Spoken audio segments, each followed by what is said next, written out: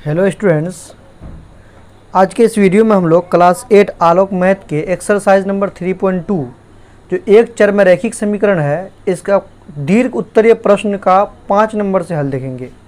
ठीक है, देखो क्वेश्चन में क्या देके रखा है कि 3 लगातार प्राकृत संख्याओं का योगफल। प्राकृतिक संख्या जानती हो, जो गिनती की संख्याएं होती है, 1 से शुरू होती है, यह पता है तुमको। बोलता है इनका योगफल कितना है, 126 है।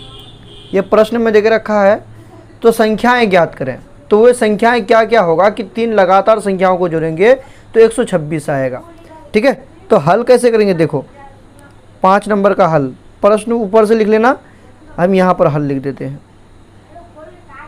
मान लो कि जो प्रथम संख्या है वो क्या है, x है। माना कि प्रथम संख्या बराबर x। ठीक है, अगर मान लो हम अगर बोलें कि एक संख्या मान लो 5 है, तो दूसरा संख्या क्या होगा, 6 होगा। तीसरा संख्या क्या होगा, 7 होगा। मतलब एक एक करके बढ़ेगा। समझ में आ रहा ना हम क्या कहना चाह रहे हैं। अगर पहला संख्या मान लो कि 20 है, तो दूसरा संख्या क्या होगा, 21 होगा। और तीसरा संख्या क्या हो जाएगा, 22 हो जाएगा। प्राकृतिक संख्या में तो यही तो होता है। तो यहाँ पर समझो, इसीलिए हम लोग द्वितीय संख्या क्या लिख सकते हैं, द्वितीय संख्या। द्वितीय मतलब क्या होगा, दूसरा वाला संख्या। द्वितीय संख्या बराबर क्या हो जाएगा, तो x+1, इसमें 1 की वृद्धि हो जाएगी, होगा ना। और तृतीय संख्या क्या हो जाएगा, तृतीय। तृतीय मतलब क्या, तीसरी संख्या भी लिख सकती हो। तृतीय संख्या क्या हो जाएगा, तो इसमें 1 जोड़ना पड़ेगा, यानी क्या हो जाएगा, x+2 हो जाएगा। इसमें 1 जोड़ेंगे तो 2 ना बनेगा। अब क्वेश्चन में क्या दिया हुआ कि तीनों का योग कितना है, 126 है। तो क्या लिख सकते हैं, प्रश्नानुसार, यानी according to question. According to question क्या लिख सकते हैं कि जोड़ेंगे पहला संख्या, दूसरा संख्या x+1 और तीसरी संख्या क्या है, x+2। ये तीनों मिला करके कितना बनेगा, 126 बनेगा। ठीक है, कोई दिक्कत नहीं। अब देखो कितना x है, 1 2 3, 3 बार x है ना, तो इसको लिखो 3x। प्लस में 1 और 2 कितना होगा, 3 हो जाएगा, तो 3 लिखो, बराबर कितना हो जाएगा, 126 हो जाएगा। ठीक है, अब यहाँ से क्या करो, 3x बराबर, ये प्लस में 3 है, उधर भेज दो, तो क्या हो जाएगा, माइनस में हो जाएगा, यानी 126 माइनस 3। यहाँ से अगर करोगे तो 3x बराबर क्या हो जाएगा, तो 126 में से 3 घटाओगे तो कितना बचेगा, तो बोलोगे 123 बचेगा, है ना। अब यहाँ से x का मान निकाल लो, तो x का मान निकालोगे तो क्या होगा, 123, और ये इधर 3 गुना में है, तो इधर आएगा तो किस में आ जाएगा, भाग में आ जाएगा। देखो कट रहा है ना, 3 चौके 12, 3 एकम 3।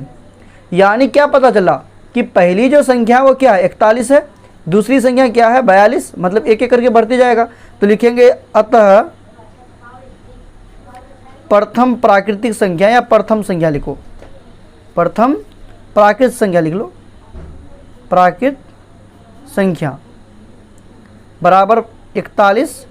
द्वितीय वाला क्या हो जाएगा, द्वितीय प्राकृत संख्या 42, और तृतीय प्राकृतिक संख्या क्या हो जाएगा, तीसरा वाला जो है तृतीय प्राकृतिक संख्या 43 हो जाएगा। एक एक करके बढ़ेगा। तो ये तीनों तुम्हारा क्या हो गया, उत्तर हो गया, आंसर हो गया।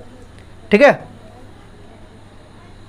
अब प्रश्न संख्या 6 देखिए, देखो क्या दिया हुआ है कि 3 लगातार सम संख्याओं का योगफल 102 है। सम संख्या तुमको पता होना चाहिए। यहाँ पर लिख देते 6 नंबर का हल। सम संख्या क्या होता है, जिसको बोलते हैं इवेन नंबर, यानी 2 से भाग लगने वाली संख्या। वैसी संख्या जो 2 से पूर्ण रूप से विभाजित हो।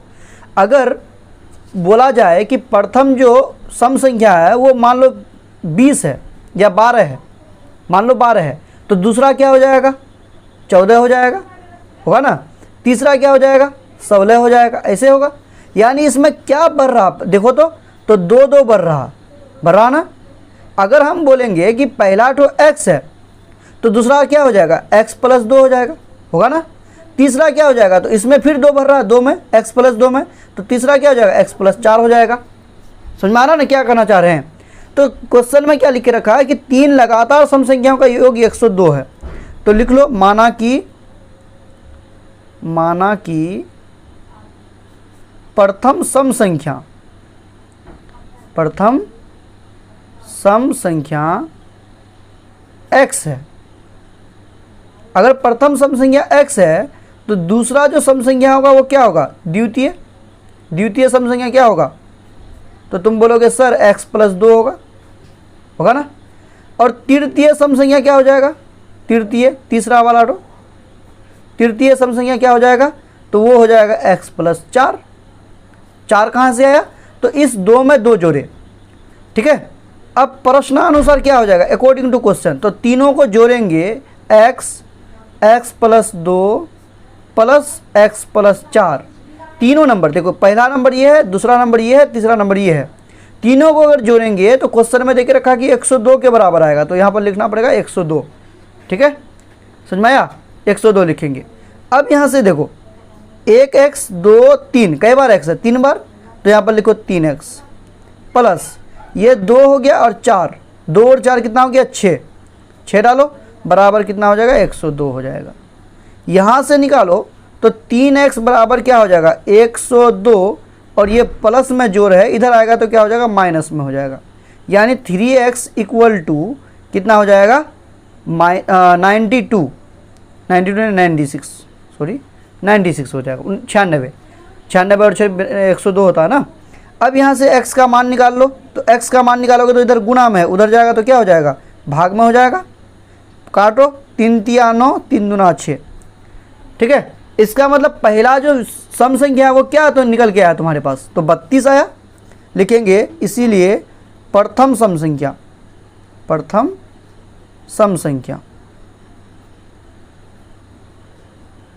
बराबर 32।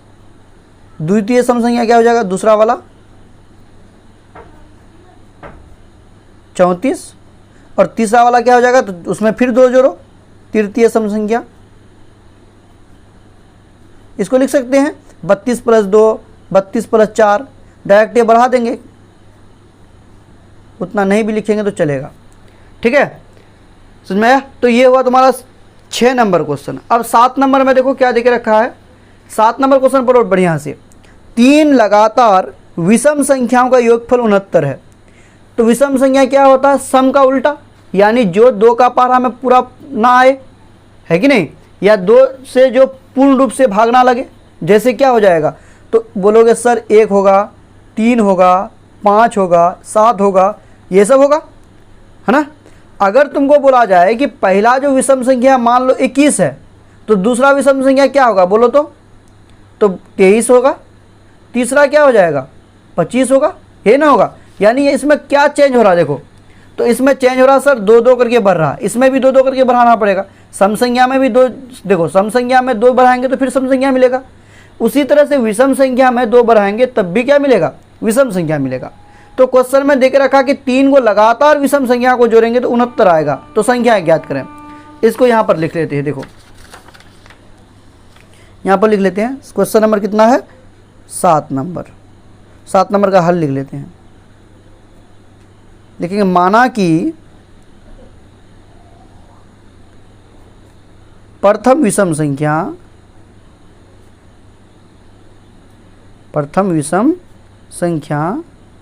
x है, तो द्वितीय क्या हो जाएगा, दूसरा वाला विषम संख्या क्या होगा, द्वितीय विषम संख्या ये हो जाएगा x प्लस 2। समझ में आया ना कैसे होगा x प्लस 2, तो 2-2 बढ़ाएंगे तब क्या हो जाएगा विषम संख्या प्राप्त होते जाएगा। इसीलिए तृतीय क्या होगा, तीसरा वाला भी क्या हो जाएगा, तो तृतीय विषम संख्या हो जाएगा x प्लस 2, एक बार नहीं तो लिख देते हैं अगर ज़्यादा दिक्कत आ, x प्लस 2 ये वाला हो गया, इसमें फिर 2 बढ़ाएंगे तब मिलेगा, यानी x प्लस 4 हो जाएगा, 2 और 2 4। अब क्वेश्चन में क्या दिया हुआ कि सबको जोड़ेंगे तब कितना आएगा, सबको जोड़ेंगे तब आएगा 69, है ना। तो लिखो सबको जोड़ करके x plus 2 plus x plus 4 बराबर कितना हो जाएगा 69 होगा, ठीक है। अब यहाँ पर जोड़ो 1 2 3, 3 बार x है तो लिखेंगे 3x, जोड़ 2 और 4 कितना हो गया 6 बराबर कितना हो जाएगा 69 हो जाएगा, ठीक है। यहाँ से फिर उसी तरह से x का मान निकालेंगे तो 3x बराबर कितना हो जाएगा 69 माइनस में 6, और 69 में से 6 घटाओगे तो कितना बचेगा बोलो तो 63 बचेगा। यहाँ से अगर x का मान निकाला जाए तो क्या हो जाएगा, 63/3, गुना में है तो भाग में आ जाएगा, काटो तो 3 दूनी 6, 3 बच गया, 3 एकम 3। यानी पहला जो विषम संख्या है वो क्या हो गया, प्रथम विषम संख्या।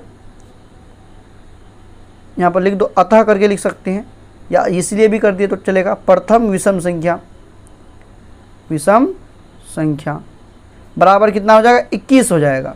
दूसरा वाला क्या हो जाएगा, द्वितीय विषम संख्या, तो 21 में 2 बढ़ाना पड़ेगा यानी 23 हो जाएगा। तीसरा वाला तो क्या होगा बोलो, तृतीय विषम संख्या, तो 23 में फिर 2 बढ़ाएंगे 25, यानी 21, 23 और 25 तुम्हारा आंसर हो गया। ठीक है। अब प्रश्न संख्या 8 में देखो क्या दे के रखा है, 5 से विभाज्य 3 लगातार संख्याओं का योगफल 135 है। यानी 5 का पारा में आने वाला 3 को लगातार संख्या क्या है, जोड़ेंगे तो 135 आएगा। तो संख्याएं बताइए, संख्याएं बताएं। इसको कैसे बनाओगे, देखो अगर तुमको बोला जाए 5 से भाग लगने वाला, समझो बढ़िया से, 5 से भाग लगने वाला संख्या क्या होता, मान लो 25 है या 20 है, 5 का पारा वाला होगा। अगर प्रथम संख्या मान लो 25 है तो दूसरा संख्या क्या होगा जो 5 से भाग लगेगा, क्या 26 होगा, नहीं होगा।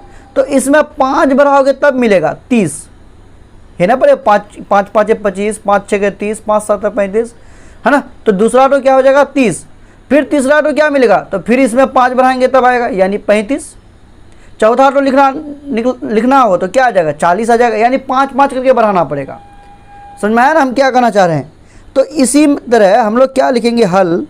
मान लेते हैं कि प्रथम जो संख्या है 5 से विभाज्य वो क्या है, x है। माना कि 5 से विभाज्य प्रथम संख्या x, माना कि एक सेकंड, चलो, माना कि 5 से विभाज्य प्रथम संख्या x है। ठीक है, इसको इधर करो, ये समझाने के लिए लिखे, इसको लिखने की ज़रूरत नहीं है। ठीक है, इसीलिए द्वितीय संख्या क्या होगा, 5 से विभाज्य द्वितीय संख्या, तो x में 5 बढ़ाना पड़ेगा, x + 5 हो जाएगा, होगा ना। इसीलिए तृतीय 5 से विभाज्य, 3 को संख्या का बात बोल रहा क्वेश्चन में, है ना। तो तृतीय विषम संख्या 5 से विभाज्य संख्या क्या हो जाएगा, तृतीय। तो फिर इसमें 5 बढ़ाना पड़ेगा, किस में, x + 5 में, और x + 5 में फिर 5 बढ़ा दिए तो क्या बन गया, 5 और 5 10, यानी x + 10 बन गया। अब प्रश्नानुसार क्या हो जाएगा, क्वेश्चन के एक हिसाब से, तो तीनों को जोड़ेंगे x + 5 + x + 10, तब मिलेगा 135, तो बराबर 135 लिखेंगे। ठीक है। अब यहाँ से देखो x x x, 3 बार x तो लिखेंगे 3x प्लस 5 और 10 कितना हो गया, 15, तो लिखो 15 बराबर 135, ये होगा। यहाँ से x का मान निकालो तो 3x बराबर कितना होगा बच्चा बोलो, तो 135 में 15 घटा दोगे, यानी 3x बराबर हो गया 120, ये ना होगा। अब यहाँ से x का मान निकाल लो, तो x बराबर 3 इधर गुणा में है, उधर जाएगा तो भाग में आ जाएगा, 3 चौके 12, x बराबर कितना आ गया, 40 आ गया। यानी 5 से विभाज्य पहला जो नंबर वो क्या है, 40 है, तो दूसरा नंबर क्या हो जाएगा, 45 हो जाएगा, तीसरा नंबर क्या हो जाएगा, 50 हो जाएगा। तो लिखेंगे अतः 5 से विभाज्य, या विभाजित भी लिख सकते, कोई दिक्कत नहीं, 5 से विभाज्य प्रथम संख्या बराबर 40। ठीक है। दूसरा वाला क्या हो जाएगा, द्वितीय संख्या बराबर 45, तृतीय संख्या बराबर 50। ठीक है, यही आंसर हो जाएगा। समझ में आया। तो आज यहीं तक देखते हैं, फिर देखेंगे हम लोग नेक्स्ट वीडियो में। ठीक है।